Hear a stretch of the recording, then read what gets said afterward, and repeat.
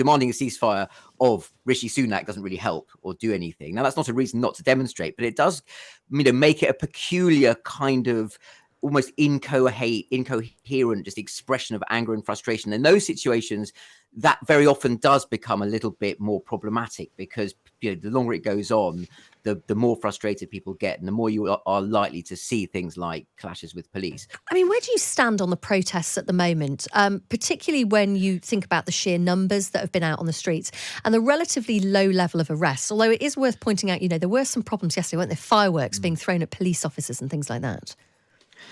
Yeah, it's an interesting one because normally with protests, when we have a sort of a sequence of protests or rolling demonstrations, you can identify what the demand of the protesters is of the UK.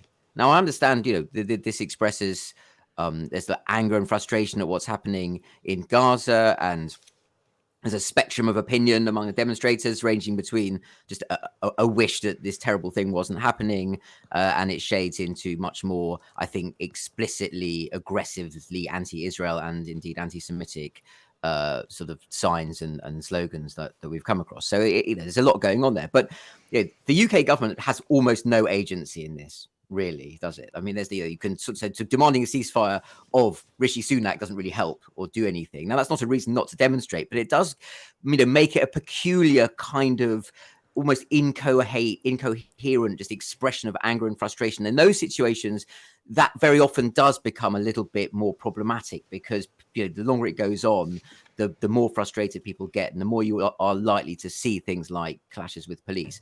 That said, I completely agree with what Josh Clancy just said in terms of it's not against the law to demonstrate, and rightfully not. And however much people might think it's either distasteful or inappropriate to do it near the cenotaph next weekend, which I don't think will happen, that's not the same as it shouldn't be allowed. And also one just final thought on that, naturally the police would prefer that they didn't have to be dealing with lots of angry people in large crowds in large cities. I mean, that just makes their life harder. That's part of the job of being a police officer, and often they do it well and sometimes they do it very badly. But again, that's not a reason to not let it happen. Yeah, I mean, I guess one of the challenges is, and we were talking to Ben Jamal about this yesterday, one of the organisers of the march, you can't always control who goes on a march. You can set out what your objectives are and what you're calling for, but at the end of the day, some people, and clearly it's happened in previous marches, albeit in low numbers, some people have turned up and they've been handing out flyers from Iranian groups calling for the eradication of Israel. We've had people turning up with slogans and things supporting Hamas. Of course, there's also the controversy over using the chanting from the river to the sea. I mean, there is a difficulty, I guess, potentially as this goes on, and let's be honest, it doesn't look like it's going to stop anytime soon, these protests, that the organisers could at some stage lose control of the direction of these protests and indeed who turns up, and that becomes even more problematic. Yeah, I think that's right. I mean, to the extent that when, as I say, the underlying demand of the demonstrations is unrealizable. I mean, it's not just strategically and politically unrealizable in the Middle East. I think it's as much that people might wish there to be a ceasefire. No government in the world, having experienced what the Israeli government experienced on October 7th, would simply stop pursuing Hamas in Gaza because people in London asked them to. But also, the UK government is not really that significant a player in this. So yes, I think in that sense, what it is that is being called for is very unclear, and therefore the likelihood of just people getting very angry and frustrated and it being used by people who really like to stir up division.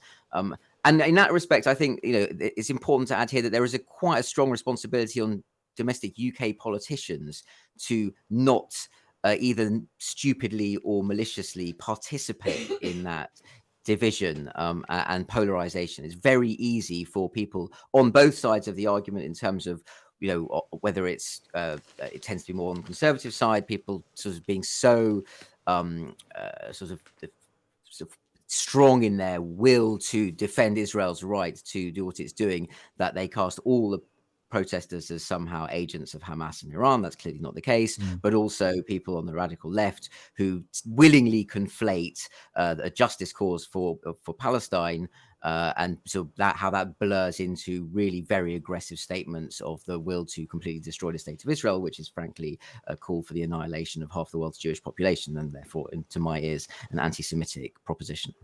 It is fascinating, isn't it, how the process, it's probably maybe a slightly stupid thing to say, but become the focal point at this stage, because perhaps the UK doesn't have much other influence to exert in the particular situation. And so our discussion... I think that's exactly right. Yeah. I think that's exactly what's happening. There is a sense of, and in a way, it's very natural. People feel they want some purchase on, they want to feel, and also it's an incredibly complicated situation. And it would be really nice if there was a simple moral urgency. So yes, have a ceasefire. The reality is doesn't really permit that. But also these things come in cycles and they happen. And I remember many years ago, when it was every May Day, there would be anti-capitalist protests, and then sometimes they would get violent. And I just think when you have a very incoherent, angry, frustrated pool of rage that doesn't really have a coherent demand, it can very easily turn into just breaking things up. Yeah.